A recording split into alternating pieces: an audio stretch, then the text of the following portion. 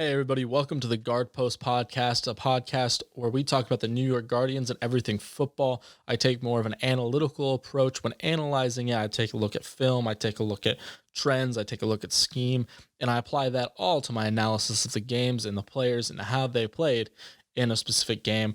So if you're coming here for more football knowledge, I'm going to try to drop all that I know on you and make sure you get a good understanding of what's going on in the game from a scheme and game flow perspective. First things first, thank you, Rob Graphics, for the new logo. It looks amazing. You can look at it on Twitter and on Instagram. I'm still trying to get it onto my Apple and Spotify podcasts like the logo. It has to be a certain size, so I'm going to adjust that here soon and get it on there. But I just want to thank everybody for the love and support I've gotten for it. You got to thank Rob Graphics, who you can find on all social medias at Rob Graphics. Fantastic guy. He's great at graphic design, so make sure you go give him a look when you're taking a look at that.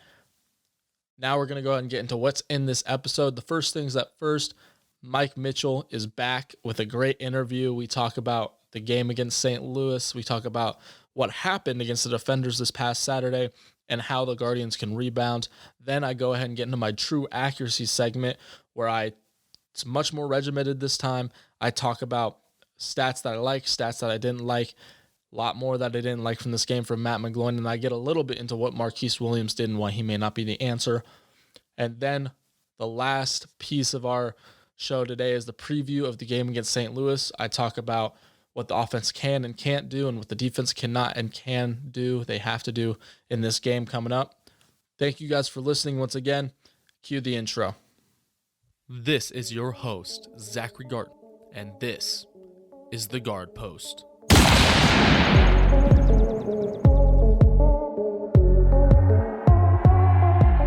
What's up, everybody? I want to welcome Mike Mitchell, a writer for the XFL board and the guy you should go to if you're looking for anything New York Guardians. Welcome to the show.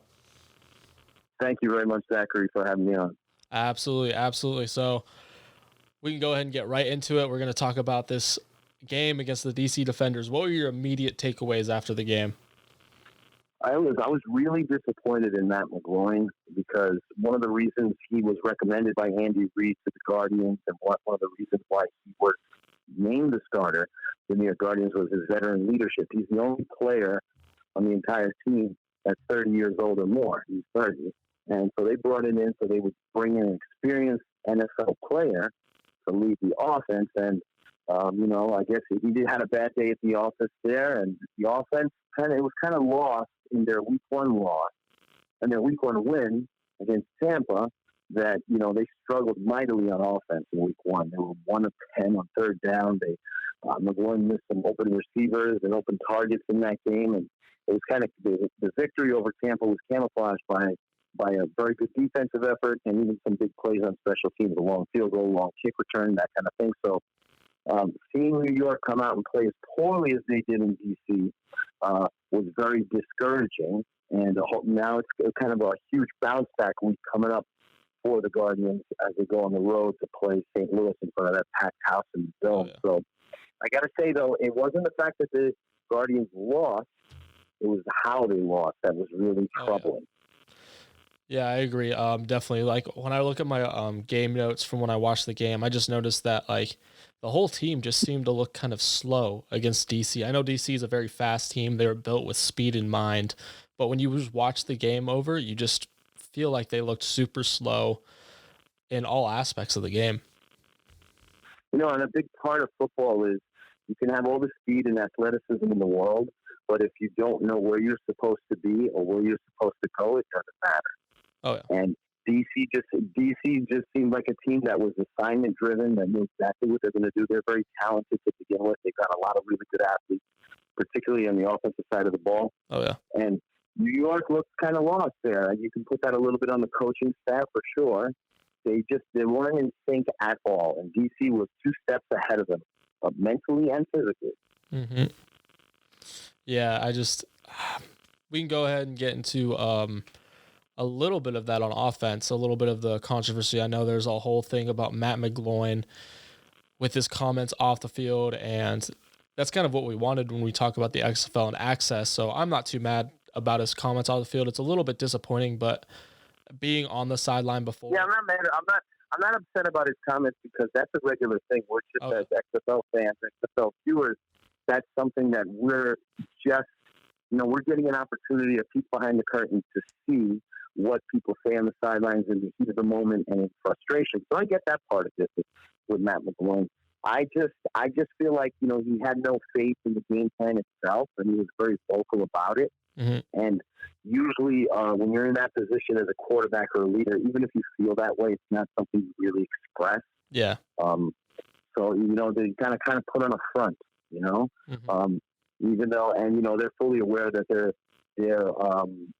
every action and every reaction is going to be recorded and it's going to be out there for everyone to see. Mm-hmm. So it just wasn't a good day at the office for Matt McGloin. He said as much. It was like a reality show. We kind of got to peek behind the curtain.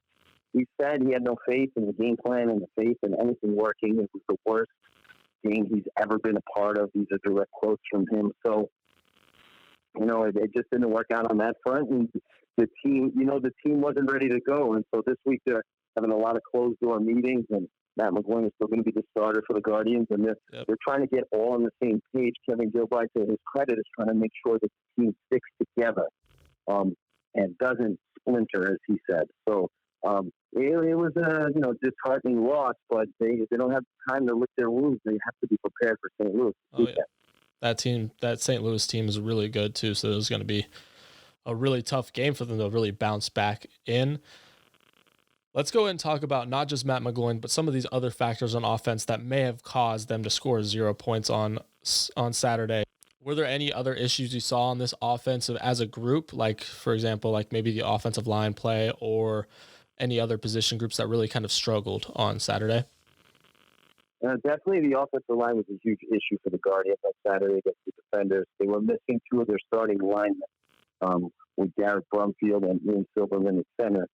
These are two players that emerged at the end of camp that were healthy and that did a very good job for the Guardians. And so you don't want to make a huge excuse, but anytime you're missing 2/5 of your offensive line, that's a factor, especially early on in the season when you're still trying to build continuity with that unit. And you can see Matt McGloin was having trouble stepping up in the pocket and didn't have a lot of time. That's a credit to DC's defense as well. So I think if getting those two back would be very important for the team. Now, they did pick up Damian Mama and Avery Young in training camp, so those are two veteran guys that stepped in, but it disrupted the team on the offensive side of the ball, and I think that was one of the issues with the Guardians' struggle. Oh, yeah, definitely. And I mean, when I watched the offensive line again in the replay of the game, I noticed that even it wasn't just the interior offensive line. I thought considering the two injuries, I thought they played pretty decently for what happened to them injury-wise. It's kind of tough for guys like Damian Mama, who's not traditionally a center, to step in and play that. I know he had one bad snap, but otherwise he played decently throughout the game. But really what we struggled with a little bit is that outside pressure. I know Jaron Jones gave up quite a few, actually, pressures on at that left tackle spot and really has kind of struggled through these two games. Do you think that's something that we can see possibly fixed in the future? I know there's a big news about the XFL signing. That's one of the most, that's a very good point you bring up about Jaron Jones, and he seemed very disappointed with himself after the game there. That's one of those areas on a football team that is very difficult to shore up. Oh, yeah. Anytime you have the Guardians have invested a lot in him. He was their top draft pick in the offensive line draft back in October. Jones is a talented guy physically, but he's very raw. Mm-hmm. I mean, he played defensive line in college at Notre Dame, and since he's become a pro, since he came out of college, he's been transitioning to playing with the offensive line. So I think, New York might have to decide whether they're going to make a change there, maybe move Jaron over to the opposite side, or probably try someone else out there. Brett Weiss comes to mind as someone who could potentially play out there. Yeah. They're going to have to make some tough decisions if Jones continues to struggle against speed rushers and they're going up against a talented front in St. Louis. So Andrew Ankara and everybody else there with the Battlehawks. So that could be problematic moving forward. And that's unfortunate because the Guardians do have high hopes because they took him very high. The whole idea behind drafting him that high was they projected him to be their blindside protector for whomever the quarterback is. So that's a very good observation in your part, Zachary. And for sure, that's something that the Guardians have to monitor closely moving forward. All right, so we just talked about how our O-line's kind of might struggle with the St. Louis pass rush. Let's talk about our defensive line now and how they really struggled, at least in my eyes, to get any consistent pressure and really make Cardale Jones uncomfortable on Saturday. I noticed that we looked really slow on the defensive line part. We weren't able to get to Cardale Jones at all consistently. I was wondering what your take on that was. It wasn't a good matchup, too, for them. New York is built power base up front. They have, large defensive linemen with T.J. Barnes and Joey Embu and company. So, really, I know Bunny Rutini has played well thus far in the first 2 weeks, but opponents like Cardale Jones or mobile quarterbacks like Jordan Teamo, who they're going to face in St. Louis, you need more speed rushers on the field. And that was one of the areas that I was concerned with New York heading into the season, was whether they're going to be able to generate enough of a pass rush. When you have 350-pound defensive linemen and three of them as your starter in that 330 to 350 range, you're going to need guys who can play throughout the entire game at a high level, and those jumbo-sized players tend to wear down. You have to rotate them in and out. So I think it's a situation where Harmon, the defensive coordinator there, is going to have to find the right lineup, and he's going to have to be comfortable with a rotation that maximizes the talent that New York has. And we knew when they faced Tampa that they would, that they would have an easier time against Aaron Murray. Not to say that he doesn't have some mobility, but they were able to get to him 5 times. The coverage is very good. Well, coverage sacks don't really work against someone who is as talented as Cardale Jones is, because he can extend plays, escape the pocket, not go down at first contact. So that was not a good matchup for New York's front facing off of Cardale. They're going to have to face him again at the end of the season. They're going to have a better game plan against him. Absolutely. I'd expect us at least to deal with mobile quarterbacks. I'd fully expect Jim Herman, who I think has done a pretty decent job as a defensive coordinator throughout these 2 games, like calling plays and mixing up coverages. I just think that maybe he might bring in more blitzing against these faster and more mobile quarterbacks, because that's what we're going to have to do to get pressure on them. Because we saw it against Aaron Murray, some of these kind of different blitzes really made him uncomfortable, and he's not as mobile, so we ended up getting sacks. If we bring those blitzes against mobile quarterbacks, it might work in making them feel more uncomfortable. I'm hoping we start involving that more in the game plan. We did not blitz a whole lot against the defenders, I noticed, so hopefully that's something that changes. Yeah, it's a pick your poison thing. Sometimes you blitz someone like Cardale Jones and you worry about the speed on the outside that the defenders have with Ross and with DeAndre Thompkins. But I agree with you that Herman did some good things the first 2 weeks, especially mixing things up. And the loss in the ugly defeat that the Guardians had against the defenders was how New York's defense was actually getting off the field. They had stopped DC on several occasions. They had only given up 1 touchdown the entire game until late in the game there when DC tried throwing for a final score there. So they kept New York in the game. New York was only down 12-0, which is like a manageable deficit. Mm-hmm. And so there were some good things that Herman and his staff did, and he's going to have to get a little more creative when they're facing mobile quarterbacks like a Cardale Jones or like a Jordan Teamo, etc.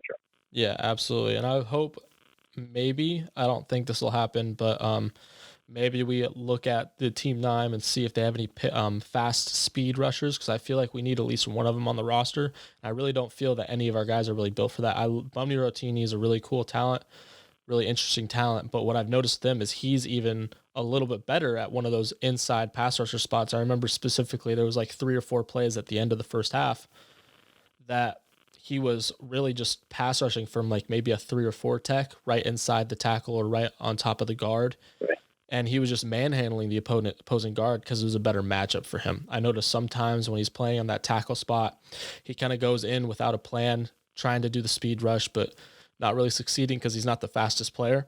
So I think if we possibly look into getting another speed rusher, we can move Bumney Rotimi inside a little bit, and he'll be a whole lot more effective there.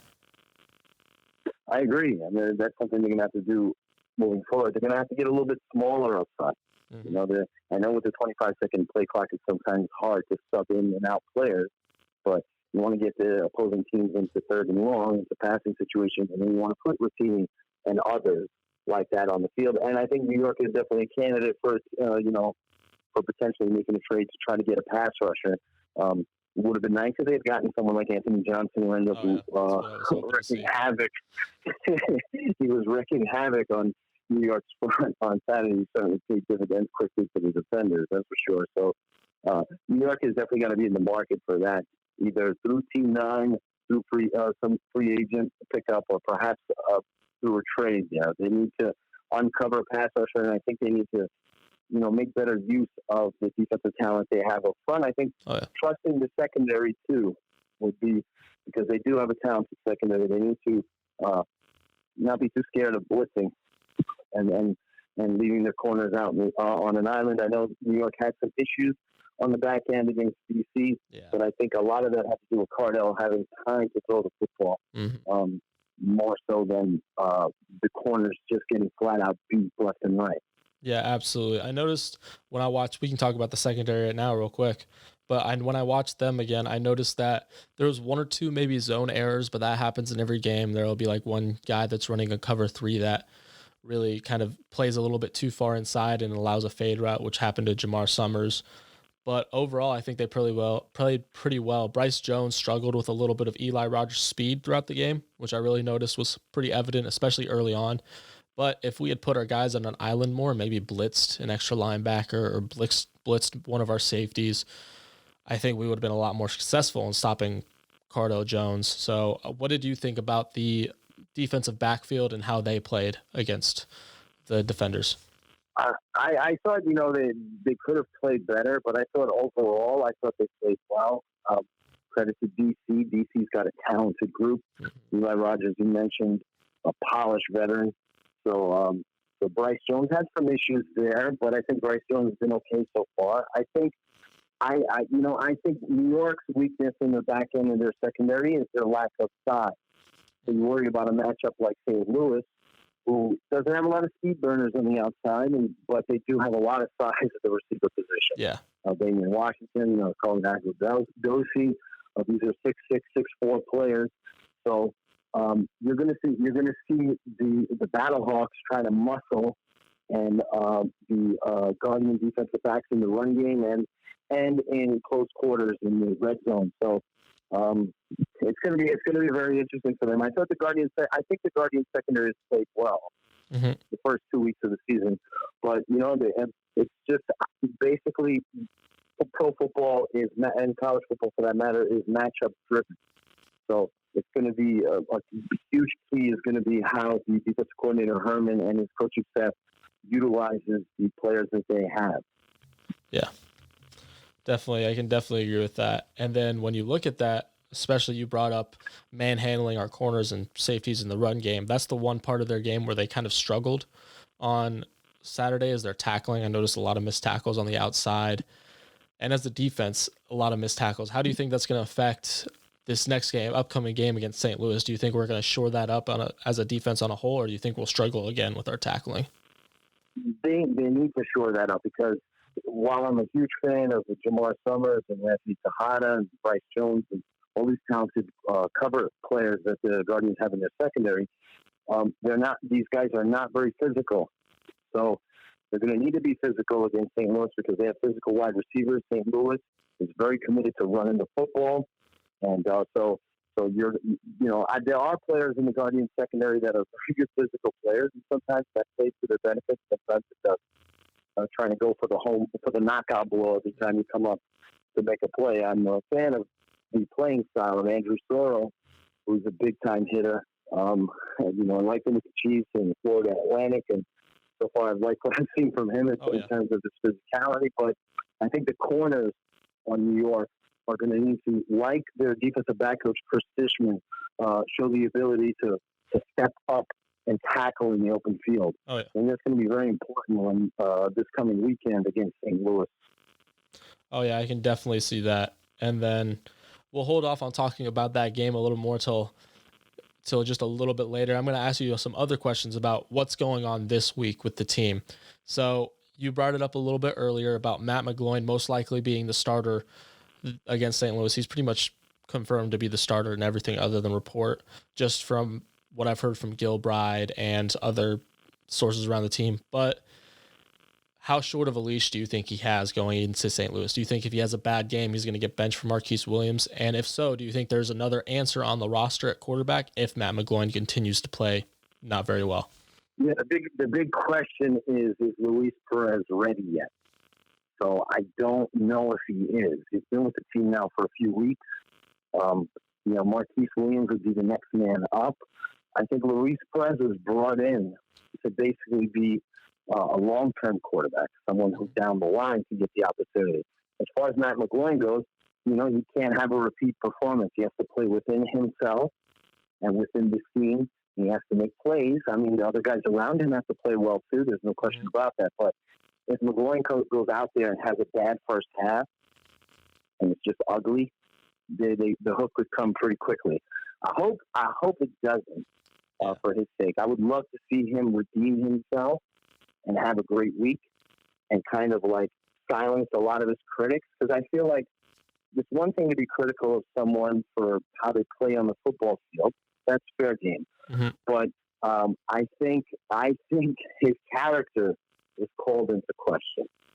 So his character as a football player, and that's a tough one. So you kind of like because you have one bad day, and so people start to label you as someone who's selfish or not really a good leader, that kind of thing. So I think Matt McGloin has a lot to prove. I think he can prove himself to his teammates and to all the doubters by going out there and playing within himself and playing like Matt McGloin. Matt McGloin has been a respectable level quarterback his whole career. He's never been a star, but he's always performed well. Yeah. So going out there and led teams to victories and made big plays in the past, and he's been a good player. So never a star, like I said, but a good player his whole entire career. That's why he's in the position he's in now. So I think this is a crucial week for him. You don't want him to lose the team or to hold the team back in any way. So, and I don't know if the other options are ready for that role. Marquise Williams is a talented guy. He's got a big arm. I guess he would be next man up. And then if it doesn't work out with him, it would be Luis. Yeah. So that's where it stands right now. Absolutely. And one of those things that I think is going to have to come with McGloin possibly playing better is definitely this offense changing a little bit. These past two games, they've been very downfield, a lot of downfield passes, but Matt McGloin's really struggled with those. So I'm curious what you think is going to happen with this offense. Do you think they stay the course and stay a very vertical downfield passing type of offense, or do you think they shorten it up, go maybe a little bit more West Coast and maybe focus on the run game a little bit more? I agree. Maybe they could add some different elements to the offense. Jay Mangus has a background in the fun and gun with Steve Spurrier, and I can see why, based on some of the talent they have on their roster, why they want to take shots vertically down the field. However, those are not very high percentage plays. And McGloin's capable of making those plays, even though he's not known for a cannon arm. One thing that's missing from this offense is two of the better receivers are still on short-term injured reserve in Tanner Gentry and D'Angelo Yancey. I have to think McGloin and the entire offense would have more success if those two players were around. They could use a more concentrated game plan on more higher percentage plays and passing plays to get the offense going.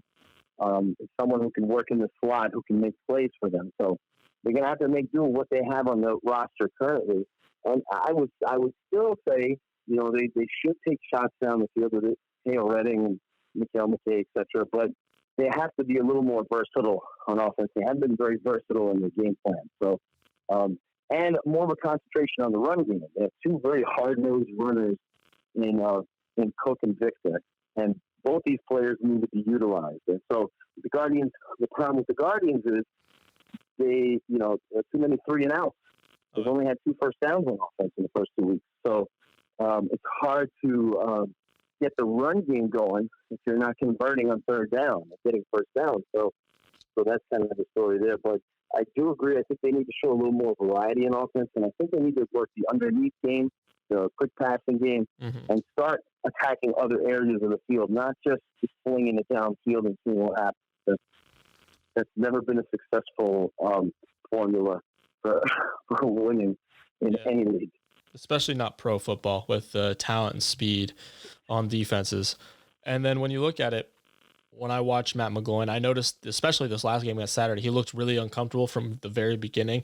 And I think if we focus on those a little bit shorter passing game, maybe more like 5 to 15 yard range, getting hit slants, ins, quick outs, these high percentage pass plays, it'll make him more comfortable later in the game when you want to take a couple more shots on like a 2nd and 1 or 3rd and 1, because it'll get him used to reading the defense and different things like that. Things he is able to do, just when he's uncomfortable, he doesn't really focus on them. So, right. I agree totally. You can see a little bit last week. The Guardians were trying to go to more of a screen game, but I agree they need to use more areas of the field with slants and other routes there.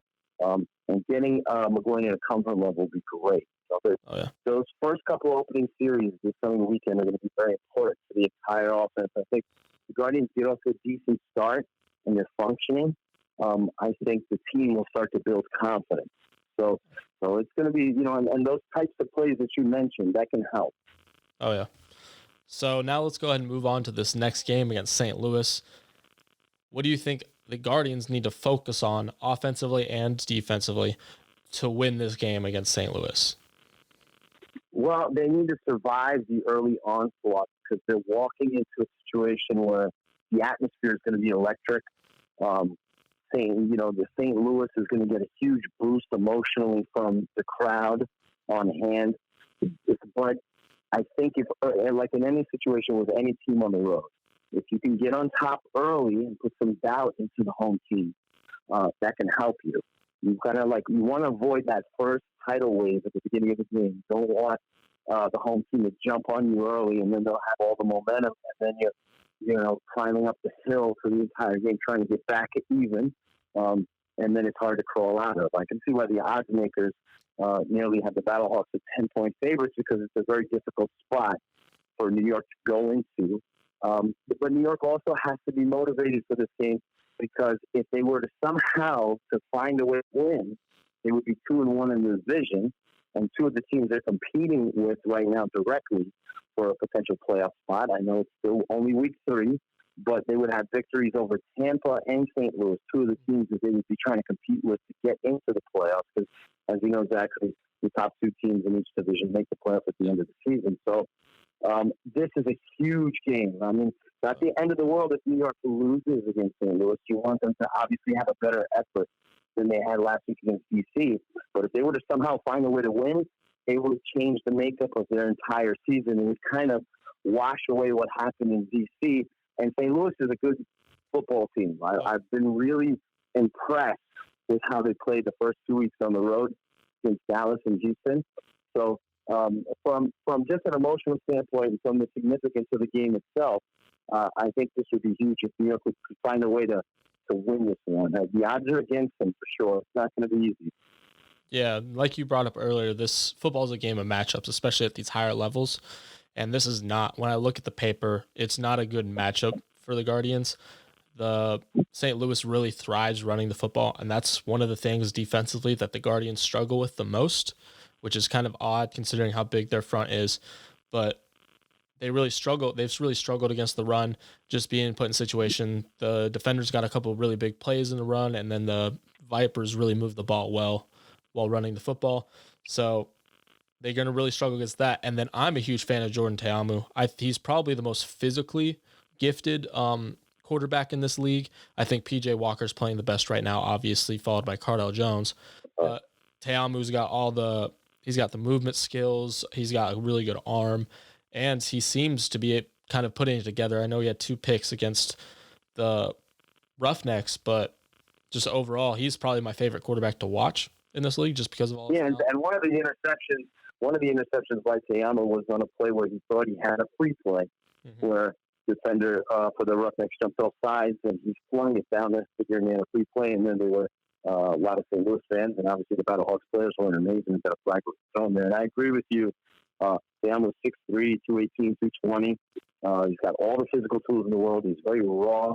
He's got a very serious upside as a pro football quarterback, and I think I've been very impressed with how he's played within himself. They've kind of protected him a little bit, but he has the physical tools to be a guy who's not a game manager. He has dynamic physical tools. If he can get the mental side of the game, which comes with reps, and I got to give credit to Chuck Long. He was initially the quarterback coach for Jordan Teamo, so they've had a relationship there since October. But, obviously Long's become the offensive coordinator since Meacham went back to TCU. And I think Long has done a very good job with Teamo to get him to play within the game plan. Oh, yeah. And so it's going to be a difficult matchup for New York's front to try to, stop the run game of St. Louis and then try to either pressure Teamo or force him into mistakes. It's not impossible. Yeah. Rookies can make mistakes. You want Jordan to make mistakes. So that's going to be a big part of New York's game plan, is trying to confuse the rookies. Oh yeah, and I think that's where I'd expect us to hopefully. John Herman is mixing up coverages, creating different disguises, and hopefully we bring some exotic blitzes, because I think if we can keep Teamo in the pocket, of course, because he's a very athletic, very mobile guy, but keep him in the pocket while bringing pressure from a lot of different places, it'll be really good for our defense, because he'll be forced to make mistakes. He'll want to get rid of the ball quick and want to make plays offensively. And a little bit of a side note here, but one of my favorite things I've seen, especially in the NFL, is this idea of simulated pressure. It's what Bill Belichick and the Patriots do it very well, where they show that they're going to have like 6 or 7 guys blitzing, but then they drop everybody but 3 of them. So the quarterback's prepared to get rid of the ball fast, but then you drop 3 or 4 guys right at the snap, and then you only have 3 guys rushing, and he's still in his head, he's still got a limited clock. So he gets rid of the ball quick. Right, and that could be that type of scheme. That type of scheme could be very helpful for the Guardians if they're able to execute it against Jordan. I think that's going to be a huge key for the game, confusing him, getting. He's been pretty damn accurate to start off the season, but it's been a lot of high percentage stuff, a lot of quick throws, a lot of easy reads. Jordan has been executing them perfectly, and so. Do you want to kind of get him to play a little wild? So how you can do that is to mess with the quarterback mental. So like you're saying, with those type of coverages where the simulated pass rush, which looks like it's going to be an all-out blitz, but isn't. Sometimes you can do that in reverse, where it looks like you drop into coverage and then send blitzers that he's not expecting. So either from the corner, from the nickel, what have you. So it's going to be fascinating to see what type of game plan Jim Herman has in place. He's going to have to show, because Jordan Teamo right now is like he's working on a couple of pages. Yeah. So, and they have him sticking to a framework of the game plan.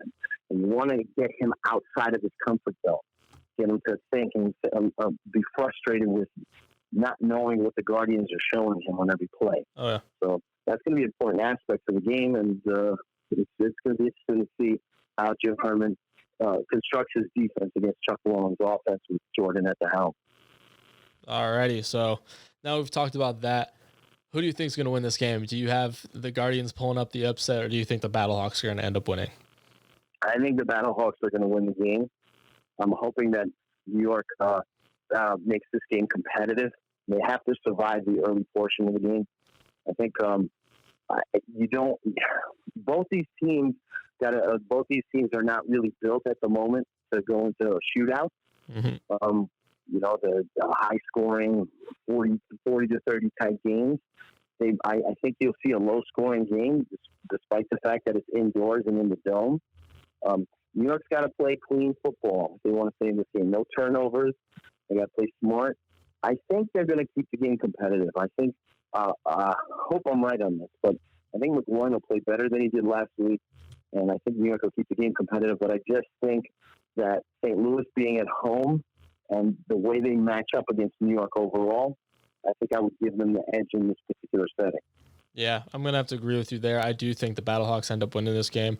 My hope is it's just not by a lot, because, like you said, this matchup is really bad for the Guardians. Everything that the Battlehawks do really well, the Guardians don't do very well when you match it up. So right. I'm really hoping we fix that up. I think it starts with stopping the running game, making Teamo do all the work for that team. So if we stop Matt Jones and Teamo even running, if we make him sit in the pocket and make throws, I think we might see one or two mistakes. And it's all going to come down to which team makes the most mistakes offensively. I don't think that either team's going to make a ton of defensive mistakes. So whichever team decides to try to force the issue early will probably end up losing it because they'll dig themselves a hole. And I'm just hoping it's not Matt McGloin this game. Yeah, and the atmosphere can dictate that. You know, it's like if Matt McGloin's trying to force the issue himself on offense, if the team's trying to fight back from a deficit, that can, they can play kind of a sloppy version of football that they did last week. But and then on the opposite end, New York would love to go on the road and take a 10-0 lead or a 13-0 lead or a 12-0 lead, and then force Jordan to question all his practices leading into the game and all the game planning and get him to doubt himself a little bit. So it's a lot of psychological. A lot of it is psychological, especially with a rookie like Jordan Teamo. So the matchup is not a great one, as you mentioned, as I mentioned in the conversation for New York. But I think they're capable. They just, obviously the way they played on offense would indicate that they're capable of competing or winning based on the first 2 weeks of the season. But I think there's enough talent there where they just need to get the ball rolling in the early portion of the game, and they'll start to build confidence as they go on, because I think New York has the potential to be very balanced offensively. Oh, yeah. If they lay another egg the way they did in D.C., then I think Kevin Gilbride has to consider some wholesale changes on the offensive side of the ball and decide whether or not, I know he doesn't want to do this, whether or not he wants to reclaim ownership of the offense. Yeah. Gilbride is taking more of a CEO role with the entire team, and G.A. Mangus and the offensive staff, Mike Miller, and otherwise have been contributing towards the game plan. If the team struggles again on offense, Gilbride might have to rethink that. So we'll see how it goes. This is a turning point game for the Guardians, one way or the other. Oh, yeah. If they win, it's going to turn around their season. If they lose, it's going to turn around the makeup of their roster and their team and how they decide to move forward. That's my feeling on it. Yeah, I can totally see that, and I'm really hoping we end up winning this game. But if we don't, I could definitely see Kevin Gilbride retaking over that offense and kind of building it in his image more than it already is. Because I can definitely see the run and gun influence from G.A. Mangus. That's actually something I didn't know, that when you brought it up, that he comes from a run and shoot kind of. Right, he's basically a quarterback for Steve Spurrier and an offensive coordinator under Steve Spurrier at South Carolina. And Mangus has been a long-time college coach now, and so he's bringing a fun and gun element, which is great. There's some great elements to that. We saw that in the Alliance with the Orlando Apollos and all that. They were very successful with it. But I think based on New York's talent level, the quarterback, you have to question whether or not McGloin is very confident in the offensive scheme. Yeah. So there's a lot of stuff behind the scenes that New York has to square away. And I think it'll help if they get healthier on the offensive line, and it'll obviously help if they get two of their more important receivers. It's not to disrespect anybody that's currently on the roster, but they get Gentry or Yancey back. That'll be a big help for whomever is throwing the football for New York. So it's gonna be an interesting. This is a huge game. I'm fascinated to see how New York comes out swinging. Absolutely. So I'm going to go ahead and let you go. Thank you for coming on once again. Everybody, Mike Mitchell, make sure you look him up on xflboard.com. Mike, if you want to go ahead and shout out your social media, we'll go ahead and let you go after that. Oh, yeah, sure. Yeah, I also write for XFL News Hub. And my Twitter handle is MM, which is my initials, XFL Writer, WRITER. All righty, man. Thank you once again for coming on. After this segment, we're going to go ahead. Thanks for having me on. Absolutely. After this segment, we're going to go ahead and move on to my True Accuracy segment. Thank you guys for listening.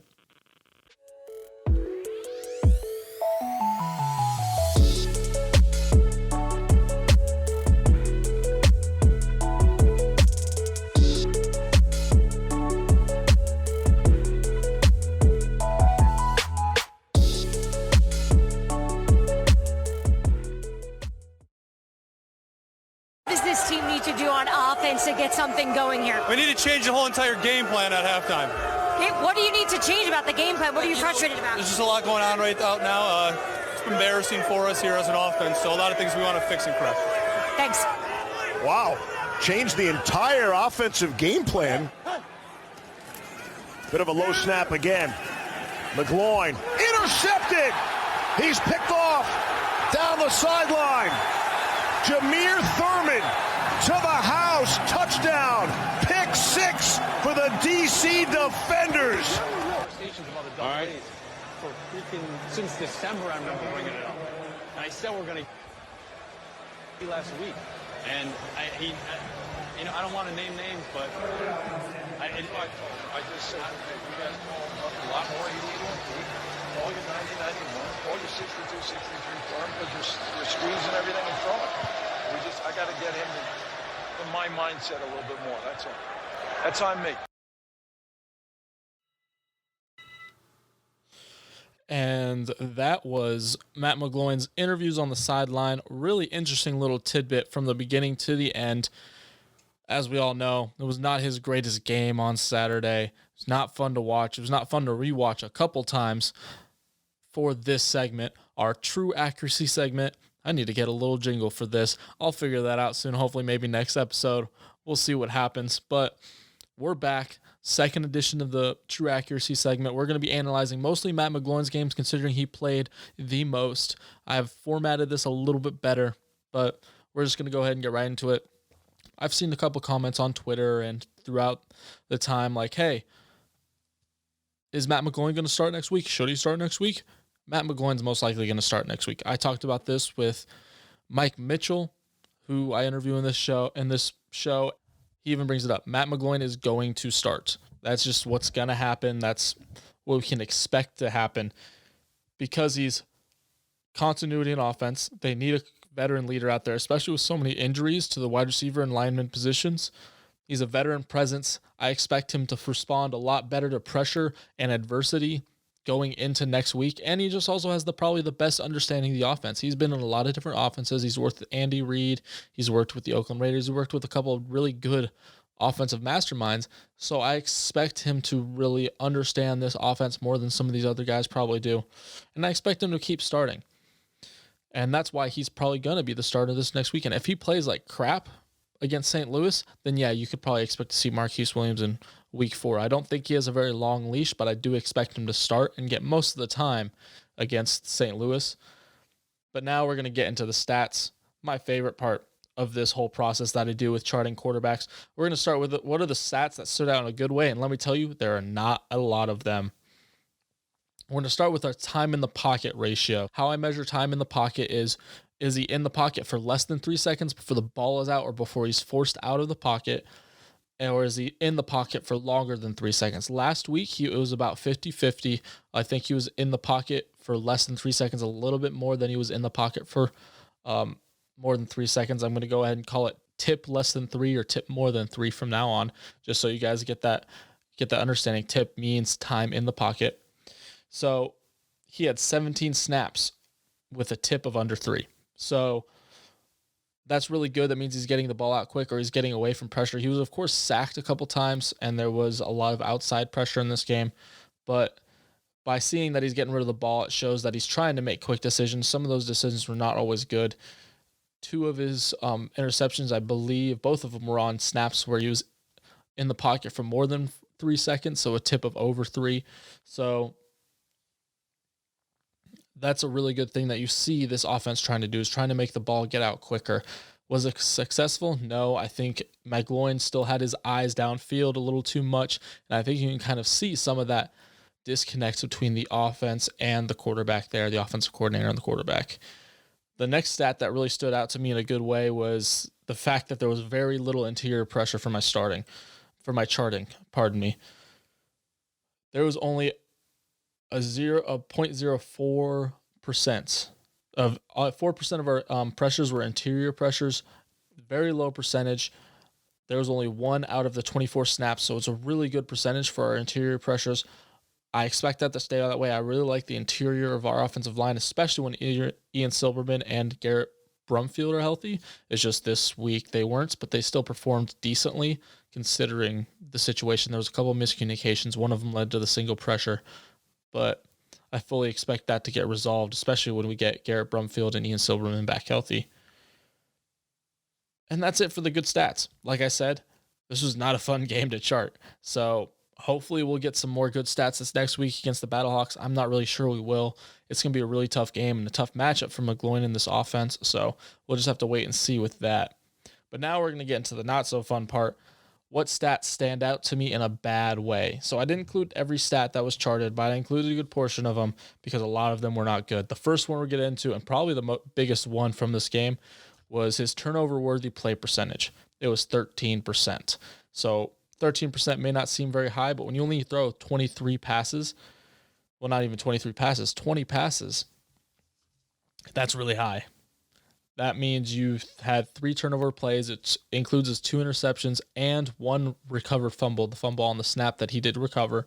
So he had 3 total turnover-worthy plays, and that's not a good sign. I know last week he had 0%, which was really good, but to see that jump, not good at all. Usually you want this to be around 5% or less because that shows they're really limiting these turnover-worthy plays. You only want 1 turnover-worthy play per game, and that's something I hope they continue to work on because right now he's averaging 1.5 per game. You want to get that down to 1 or below per game. His deep accuracy percentage was 0%. I talked about this in the interview with Mike Mitchell, I believe, but he just was not accurate. He could not hit the deep ball to save his life. He had guys open, and he just missed them left or right. And one of those, I believe it was the throw to Austin Duke. I believe he was a little bit too close to the sideline. There wasn't much he could do about that. But I still believe you could see the leverage, put that ball on the sideline instead of the middle field where it's at risk of getting picked off. It didn't. It just landed harmlessly. But it was one of his 5 incompletions, 5 inaccurate deep passes. Then we'll get to the next one. This one's going to be a really quick synopsis. He had 0 TD-worthy plays. He didn't have a chance at a touchdown on any of his throws, so that's really it there. There wasn't opportunities, but he also just missed opportunities. He had possible touchdowns that he could have thrown. There was the one to Austin Duke. There was one to Mikhail McKay up the seam where the guy, he was wide, or no, it was Joe Horn, Joe Horn up the seam that he just missed, that if he threw the ball better, it could have been a touchdown. So 0 touchdown-worthy plays. And then his medium accuracy was also 0%. He only threw 1 of those, but 0% on any of these is not good at all. So he threw his 1 inaccurate medium pass. The pressure percentage was 39%. Out of 20 snaps, that's not good at all. Out of 24 snaps, that's not good at all. Most of that was outside pressure. 9 of those, out of the 9 pressures, what was the number? 8 of them were outside pressures, so that's not good at all. You usually want that pressure number to be around 20%. That's usually all you want to allow. It's really tough, especially with a little bit inferior line play. Having a really good offensive line is really hard at any level, and it's going to be especially hard at the level of the XFL because we're dealing with a little bit less talent than the NFL level has. Then we're going to go into his passes out of shotgun. This is going to take me a minute to explain because this is my most concerning thing out of all of this from Saturday. 100% of the passes were out of the shotgun. So at first glance, you're like, oh, they're just throwing it out of the shotgun. That's whatever. But you have to take into account that a majority of their run plays were out of the I formation. When I'm a defensive coordinator like Jerry Glanville, or I don't remember who the defensive coordinator is going to be for the St. Louis Battlehawks, but if I'm him, I'm watching this game. I'm like, all right, when they're in shotgun, they're throwing the football.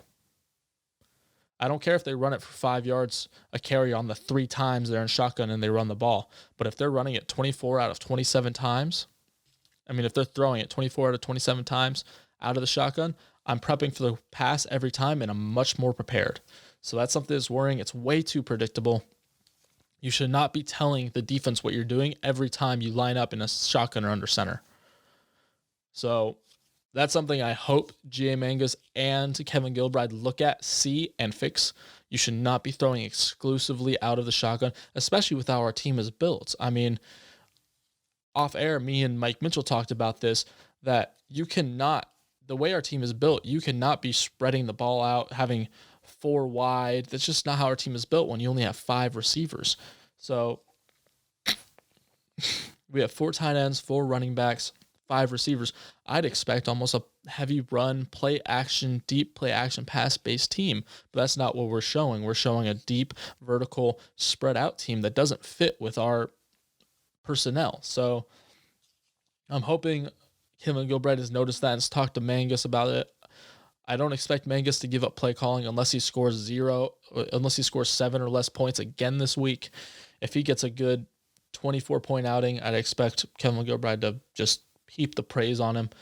But if Mangus cannot engineer more offense, the hiatus of the blame is going to be on him. I've been on teams with bad offenses before where the defense has been top tier, top 10 in the nation when I played for George Fox, top 10 in the nation my freshman year. Our offense continuously failed in big games because they were not willing to innovate and work with our personnel. So fully expect the blame to be heaped on G.A. Mangus if we continue to have low scoring outcomes. I wouldn't be surprised if Kevin Gilbride would take over the offense if that continued to happen. I'd expect the players to continue to ask for that if it happened, because a team starts to blame people. It's just a fact. I mean, I've seen rumors today that the Vipers themselves are not happy with what's going on in their organization from Mark Trestman. The players will start to get angry with the offense, angry with G.A. Mangus, and will not support him as fully as they should because the offense isn't performing. Whether it's a player thing, an execution thing, or a coach thing, the blame gets put on the coach. So I fully expect the play calling to change. I fully expect it to adapt and become a little bit less predictable because I knew as soon as you go in the shotgun, you're going to throw the football. I know what to prepare for. I can throw extra defensive backs out there without being worried. Maybe this is just the way G.A. Mangus is like, hey, I'm going to make them prep for the pass and then we'll just run it all over them. That's what I hope, but I really doubt that's going to happen. So we'll definitely have to wait and see. We'll go and move on to my next stat now before I get into that a little too much. I'm going to make sure I get into that in my next segment where I talk about the game, the preview for the game against St. Louis after this. So I'll make sure I get into that in just a second. But we're going to tackle total accuracy now. He is accurate on 60% of his passes. That number's a little bit inflated because most of his passes were short passes. Like I said, he only threw 5 deep passes and 1 medium pass. All those were inaccurate. I might find a way to weigh these more on my accuracy percentage. I don't know how to do that yet. I might make it similar to the NBA's true accuracy percentage. I can't remember exactly what that stat's called, but I know it weighs 3-point shots and high percentage stuff, maybe a little bit more low percentage stuff, maybe a little more because those are shots you shouldn't be taking all the time. So they need to be a little bit more important when it comes to the accuracy because that's how you find the really elite shooters. I'm not sure how that stat works. I may start asking around, figure out what I can do to make my system a little bit more accurate because 60% does seem a little high for how Matt McGloin performed. But that is his true accuracy percentage. But most of that's inflated from short completions and checkdowns. So he was accurate on 80% of his short completions and then short attempts, and then 100% of his checkdowns, which combined for, I believe, 12 of his total attempts, those short attempts and those checkdown attempts. So it just goes to show that, hey, you may want to take this number with a grain of salt, but even though it was 60%, you usually want this number to be around 70. Your completion percentage will be a little lower because there will be drops or batted or like really great defensive plays. But in pure accuracy, you got to be around 70% as a quarterback to be successful. So hopefully we see that number bounce up. It's a little inflated to 60%. If I were to weigh this somehow, it'd probably be closer to 50. So we'll just have to wait and see how I can figure that out. But I'm hoping with the changes in offense, we can get more efficient. He can get his number up to around 70%, if not higher. My final takeaways from my true accuracy numbers, it's definitely one of the worst QB performances I've ever charted. Like, I've charted quite a few. I charted the AAF, almost every game for the AAF, and I've charted a couple of the NFL games that I've watched just to kind of work on my system and get it a little better. And this is one of the worst ones I've ever charted. It's a lot of mental errors from Matt McGloin and also a lot of bad play calling. I mean, it's a mix of both. You can't isolate one or the other. So we have to make sure both of those are held accountable when we watch the game. It's not just Matt McGloin. Matt McGloin had a really bad game. Not going to lie about that. All quarterbacks do have bad games, but the play calling was not good at all. A lot of vertical concepts on third and 2, or when it really wasn't necessary, and it really put Matt McGloin at a disadvantage when we're going against a really good pass rush with injured linemen. Now, when we had short concepts, guys would get open, like his second interception. Guys got open, but he just decided to make the wrong decision there and throw the ball to the wrong place. So it's a mixture of both. And then it was also just really tough to watch him unravel as the game went along. He continually got frustrated, like we saw at the clip at the beginning. You heard his interview before halftime, and then his talk with Coach Gilbride. His talk with Coach Gilbride. But I can tell you right now, that's just stuff a normal football player thinks. Now, should he have said it to the reporter? No. I agree he shouldn't have said it to the reporter, but I can guarantee you the talk on the sideline with Coach Gilbride, every quarterback has had that talk. Like, hey, I'm pointing this out, but nobody's listening. Like, I'm trying to figure this out. I pointed this out earlier this week, but nobody's paying attention. We're getting beat on that. It's just a comment. That's a conversation between a coach and a player that happens all the time. So I'm not mad about his comments. Could he have chosen his words a little differently? Yes. Especially at that halftime interview. That was probably the worst of it. Because I know after his second interception, he's like, hey, that was on me. I made a bad read. So he didn't continually put the blame on everybody else, but we did come in with a bad game plan. First of all, you just watch the play calling. It was not good. Should he have made the comments? No, I don't think so. It puts a lot of pressure on the offensive coordinator and Kevin Gilbride to make changes that they may not deem necessary. So he could have responded a lot better, but the comments themselves, I'm not frustrated at. His response to adversity is what I am. I expect him to respond to things better in the future because he's a veteran guy. He should bounce back. Now, for all the people calling for Matt McGloin's head, I can tell you right now, Marquise Williams is probably not the answer. He didn't play much better. He was only accurate on 62.5% of his passes. I know he had less attempts. I believe he only had like 11, maybe that. But he was still had some really bad misses, especially on 2 deep passes that were inaccurate. One just sailed over the head, and the other was way far out of bounds. He scrambled a lot. He was pressured on around 40% of his snaps, but that was a lot just due to him sitting and waiting because there were longer developing pass plays. We were trying to move the ball down the field. So I just don't know if Marquise Williams is the answer there. I fully expect Matt McGloin to be starting, and that's the end of our True Accuracy segment. Thank you guys for listening. I'll have hopefully a new jingle. If you guys got any ideas, if you guys are good at making music, I throw this out to you.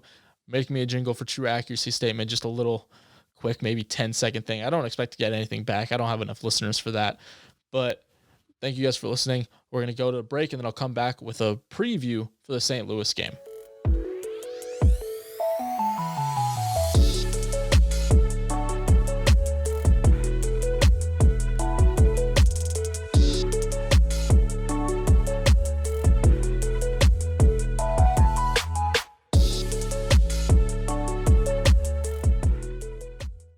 All right, we're back from break after the great segment on the true accuracy of Matt McGloin and a little bit on Marquise Williams.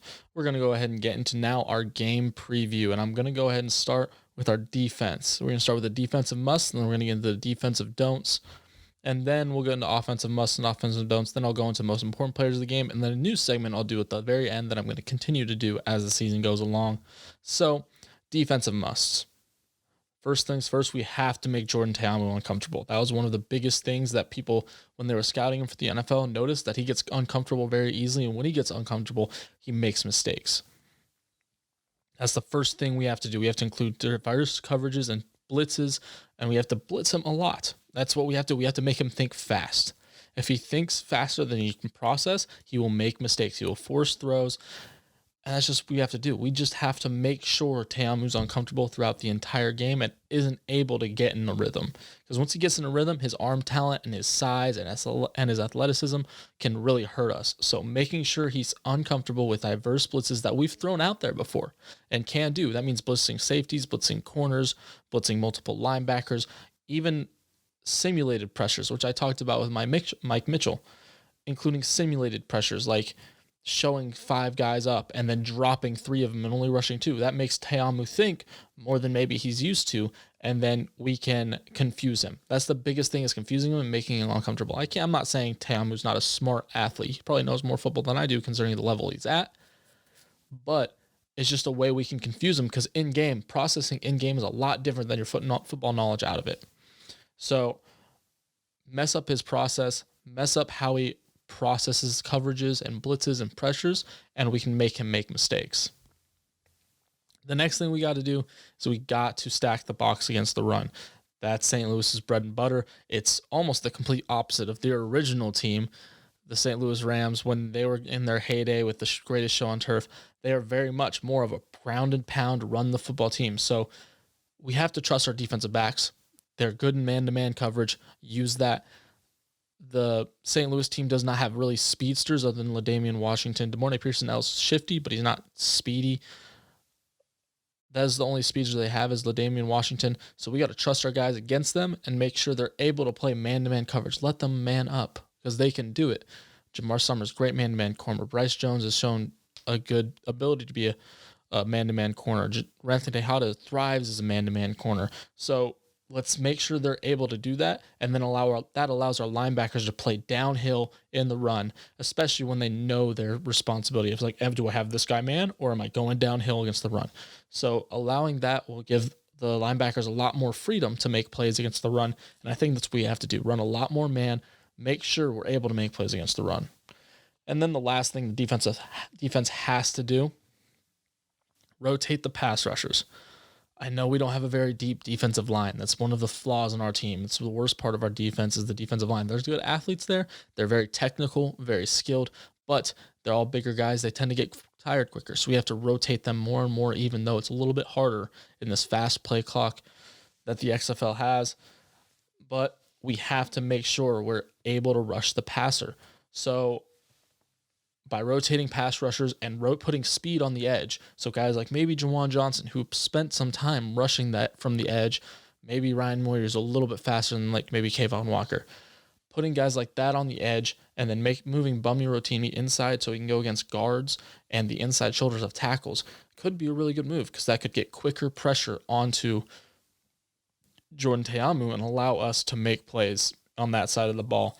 So, like I said, move Juwan Johnson maybe to the edge, allow him to rush the passer a little bit. He's a little bit quicker, a little bit faster guy. Maybe move Bummy Rotimi inside a little bit more, get him some more snaps from there so he can go against guards and make plays there. The only problem with that is maybe he'll struggle against the run a little bit, but we just have to wait and see. We have to get him reps there. So there's that option. Then we got to look for speed on the team 9. I mean, we have to look at the edge position. We saw that it was not getting home against Cardale Jones. So we have to look to adapt and evolve at that position. And looking for speed with Team 9 is probably our best bet. Now I'm going to go ahead and get into our defensive don'ts. First thing we can't do is miss tackles. We missed way too many tackles against the defenders. And I fully expect the team to really break down on that and make sure these guys are tackling better. That means cornerbacks who missed a couple tackles, especially early in the game, just because they weren't being physical enough. Jamar Summers, one of his biggest flaws in this game, I love his ability to cover. I think he's really good doing that, is he's not physical against the run. When I look at corners, it's not the most important thing.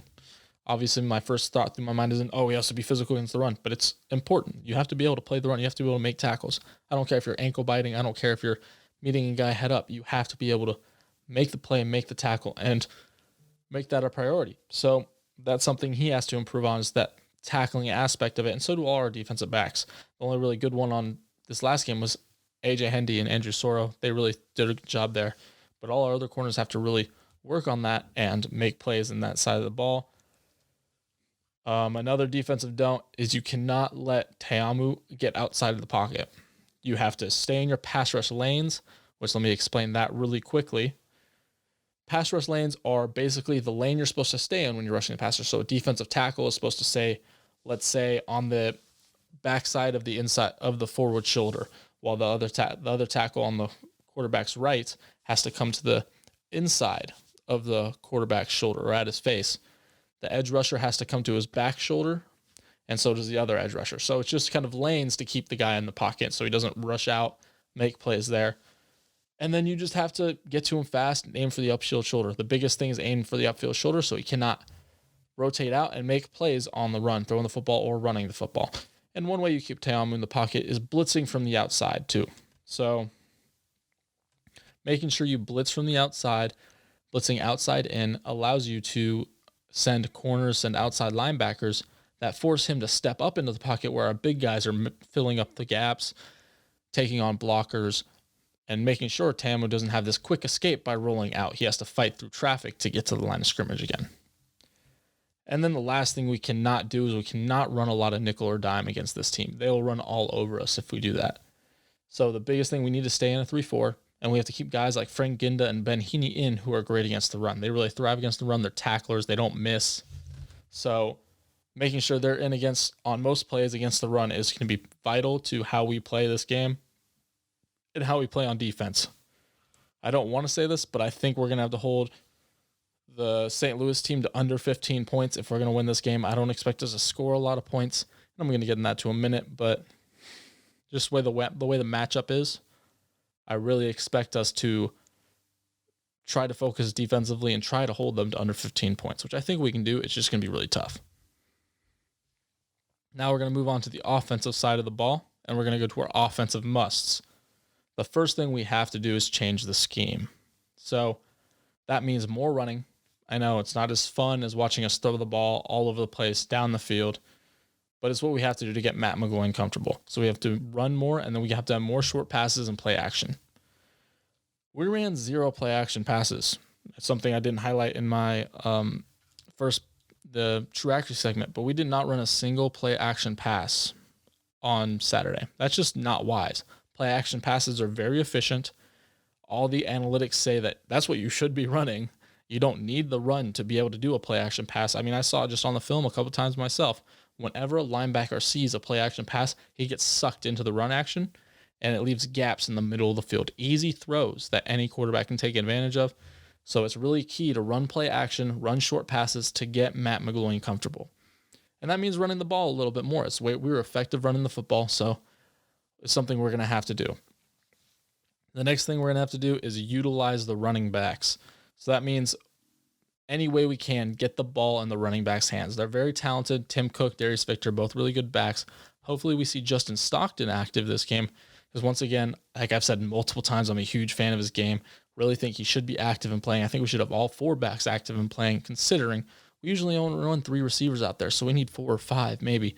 We can inactivate one of the tight ends. We have 3 active. We only need 2, and we'll see where it goes from there. So hopefully we get all 4 running backs active. We can rotate them more and more to keep them fresh, keep fresh legs. It's really vital for a running back. And then we can get them the ball through the screen game, running the football, short passing game. It's just a lot of different ways we can get them the ball. So that's one key, is utilizing those running backs. The last thing, help the offensive tackles. 8 of the pressures that happened this past Saturday were outside pressures. We only had 1 really interior pressure. So make sure guys like Jaron Jones gets help against especially speed rushers. That's where he struggles. He tends to lunge, and he gets beat off of that. Quick hand swipe, and if you're lunging and you're on the ground. So make sure there's a tight end there to help him against that speed rusher, because he can handle power rushers. It's just those speed rushers that he really struggles with. And then also just getting Garrett Brumfield and Ian Silberman back. It helps so much with communication, making guys feel more comfortable on the line, and then also just helps with slides. I mean, if you have Garrett Brumfield sliding over to you, it's a little bit better than maybe having Avery Young or Damian Mama sliding over to you, because that's a guy you've had slide your way multiple times, Garrett Brumfield, because he's been with the team very long. Same with Ian Silberman. So getting those guys back helps with offensive line communication and the overall offensive line play, and it'll help the offensive tackles too. And then 3 things we cannot do if we're on offense. We cannot pass exclusively from the shotgun. It's ridiculous that this even happened. It's a really big flaw in our game. You can't just continually pass from the shotgun without running anything out of the eye. It doesn't make any sense. Limits your options play calling wise. Becomes way too predictable. Anytime you line up in the shotgun, they're like, oh, it's a pass. We'll just be ready for that. We'll just send the dogs, and we'll get a sack or we'll get an interception because we have dropped 7 or 8 guys back, and there's nobody open. So it just doesn't make sense from a play calling standpoint. You can run from the shotgun too, which will make it a little bit more diverse. And then overall, just passing from different formations, running from the shotgun creates more diversity and allows you to make a bunch of different plays from that. Opens up your playbook. So I don't understand why we pass exclusively from the shotgun on Saturday. Hopefully that doesn't happen again. If it does happen again, I will actively be calling for G.A. Mangus's head. I'm not usually one to call for somebody's job, but if you're at the pro level, calling exclusively pass plays from the shotgun. Now, I'm a big proponent of shotgun spread out offenses, but even those offenses run plays from the shotgun. We ran maybe 3 run plays in the shotgun, 24 pass plays. And that's just kind of ridiculous, especially at a pro level. We're not running the air raid here. We have 4 tight ends and 4 running backs versus 5 receivers on the roster. So I'll probably end up calling for Mangus's head to at least stop the play calling and give Kevin Gilbride. He's probably a great quarterback coach. Mangus is. He's probably a great kind of offensive coordinator type, but I will call for Kevin Gilbride to take over play calling because he has that experience, and he'll be a little bit more diverse. He'll run a little bit more under center. He'll run a little bit more of a power offense, which our team seems to be built for. So it'll be interesting to see how that develops. When I chart the game, I'll let you guys know if I see it again because that'll be ridiculous. But I'm not one to call for a guy's job. I don't want him to get fired. I just want him to lose play calling responsibilities if it happens again. Another thing that's bothering me with this offense, we cannot continue calling vertical concepts on short yardage downs. So I remember a couple times, it was a 3rd and 2. It's the first interception from Matt McGloin. We ran forwards and on a 3rd and 2, and it ended up being an interception because he threw it into a cover 1 look. It's not a good look. You shouldn't throw that ball, but he did. And it was an interception. And then another down later, there was like a 3rd and 5, right? You can run a slant, which Mikhail McKay is really effective at, or a quick out or something. We ran all our routes 10 plus yards down the field. There was a go and 2 outs, both at 10 to 12 yards. And it doesn't really make sense in that situation. You could run a quick hitch that might get open. You could run a smash concept that could be open. There's a lot of different options there, but you limit yourself when you're just like, we're going to stay exclusively vertical and not take advantage of the entire field. So hopefully we kind of change that mentality and really spread the ball around a little bit more, put it in different spots around the field, run a lot of more short yardage concepts. I'm usually a very vertical guy offensively. I like throwing the ball deep, but when you're in these short yardage situations, you got to make sure you're doing short yardage plays. You just got to get the yards to gain. There's a famous Drew Brees quote. I'm not a fan of Drew Brees. I'm a Panthers fan, but there's a Drew Brees quote. Think first downs, not touchdowns, and you'll eventually get the first down. So think first downs, not touchdowns. That's kind of my quote for the offense for this game specifically is think first downs, not touchdowns. The last thing we cannot do, we cannot abandon the play action. I talked about this when we were in the first one. The play action is supremely effective. It's one of the most effective pass plays in the NFL. It's one of the most effective plays in the NFL. So it's a really great way to get easy throws for a rattled QB. It helps you balance the offense. You do not need to be able to run the ball to run play action. It's been proven many, many times. A lot of people still think that you need to be able to run the ball effectively to run play action. That's not true. You can run the ball. Running play action, if anything, makes running the football more effective because these guys start getting hesitant on rushing towards the ball. So you could argue that you should run play action before you decide to start effectively running the ball. But that's an argument for another time. I'm just saying we cannot abandon it. We have to run play action pass plays. It's a key component to any offense nowadays. So hopefully we don't abandon the play action. I know a lot of these are scheme-wise, play calling-wise, because that's all that you can really control as a coach. But obviously in there, I'll talk about this when we get to kind of our top and most important offensive player. But you cannot have Matt McGloin making mistakes. You can't turn over the ball. Those are kind of obvious. So I went for a little bit more specific things, a little bit more scheme-wise things that some people may not be looking for. But anyways, we're going to go into our most important players on each side of the ball. Most important defensive player, Ben Heaney. He has to be effective against the run. It's as simple as that. He cannot miss tackles. He cannot be guessing like he did sometimes against the defenders. He has to be there in the run. He's our most talented linebacker from a run defense perspective. So he has to be able to do all that. And he may be tasked with spying Jordan Ta'amu, who's a very mobile quarterback. So he has to be ready for that task and ready to make those plays. The most important offensive player, 100% is Jaron Jones. We're going against a very talented front seven in St. Louis. They got a lot of really good guys like Andrew Ankara and a couple other pass rushers that are really good. So he has to play at a high level. It's as simple as that. He's not played very well against speed rushers in the past.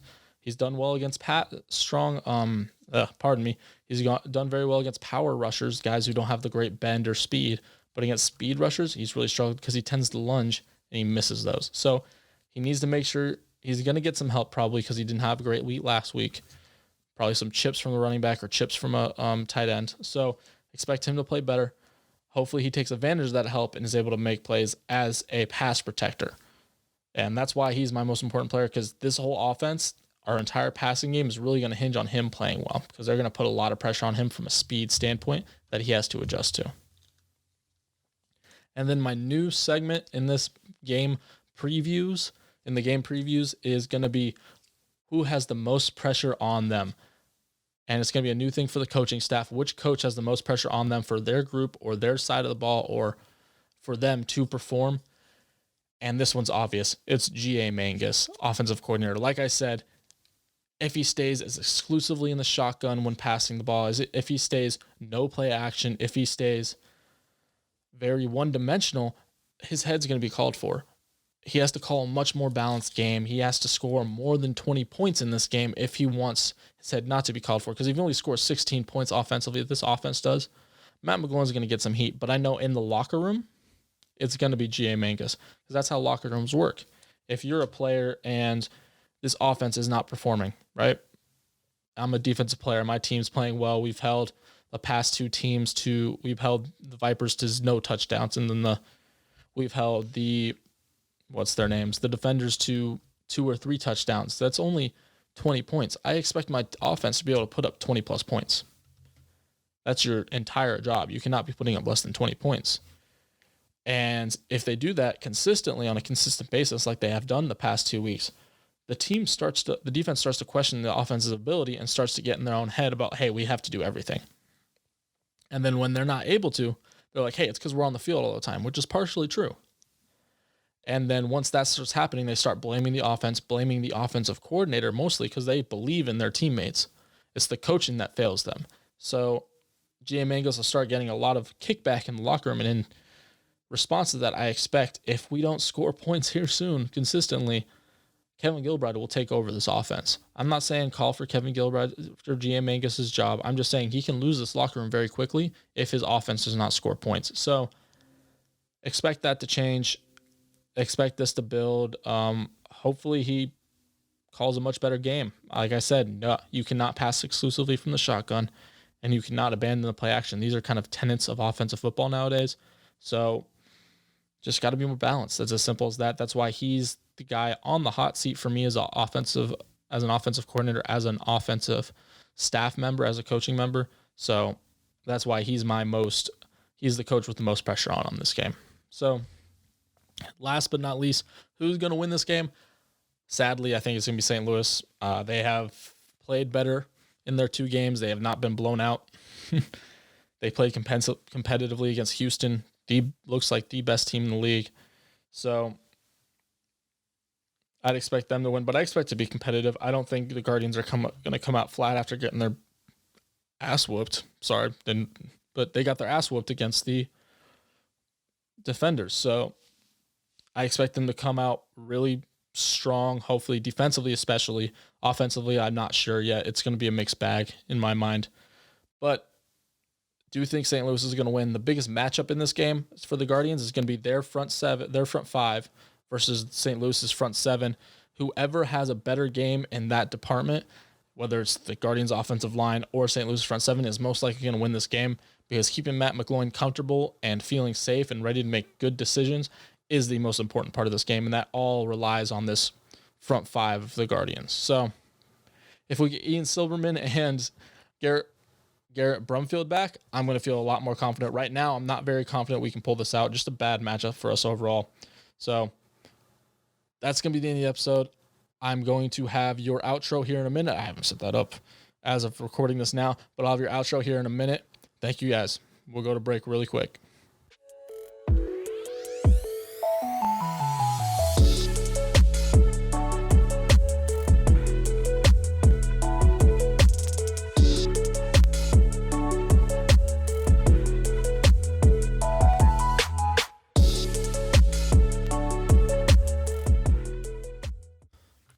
right, so it looks like our show is finally coming to a close. You can tell by the music. Sorry about that, guys. Every show's got to end. We'll be back next week for sure. First things first, though, I want to thank some of the fans that have been on Twitter interacting with me. First, I'm going to thank Wayward Spartan. He's been fun to talk to when it comes to football. He really interacted very much with my film reviews that I release on Wednesdays. So I want to thank him for interacting with me. I would give you his @ but it's really confusing. There's a couple X's. It looks like a Xbox gamer tag from back in the day. The next person I want to thank is @EOM Rules. Thanks for the compliment. Short and sweet. I love it. Make sure you go ahead and leave a rate and review if you really enjoy the show. I really appreciate it. And I hope you do the same for all the shows I shouted out. They're great resources when it comes to a team-by-team basis. And then just overall, thanks everybody for the support. I've gotten 4 reviews, all 4 5-star, which I really appreciate on Apple Podcasts. Make sure you guys follow the show on Twitter at @TGP_podcast. You can do the same on Instagram. I'm not as active on Instagram, so mainly go on Twitter for that. We've recently passed 200 followers. Let's see if we can get to 300 even faster. If you have any questions about the show or what I do, go ahead and email the show at theguardpostpodcast@gmail.com. I'm also planning to include a fan question segment in the future, so if you want to email me those questions, or you can put the hashtag #AskTGP, the TGP is all uppercase, on Twitter, and I'll find those questions and I can answer them on the show. If I get enough, I'm probably include it next week in the show. So go ahead and throw those out there. Last thing, thank you XFL Newsroom. Thank you for the support you've given me, and thank you for the platform you've given me to build this show up. Make sure everybody go follow them at XFL _N Newsroom. They've been fantastic. They're fantastic. They have a bunch of podcasts on their network, and they also release great articles throughout the week. And then, hey, thank you. Stay on duty, Guardians fans. Enjoy this weekend. Hopefully we pull out the win.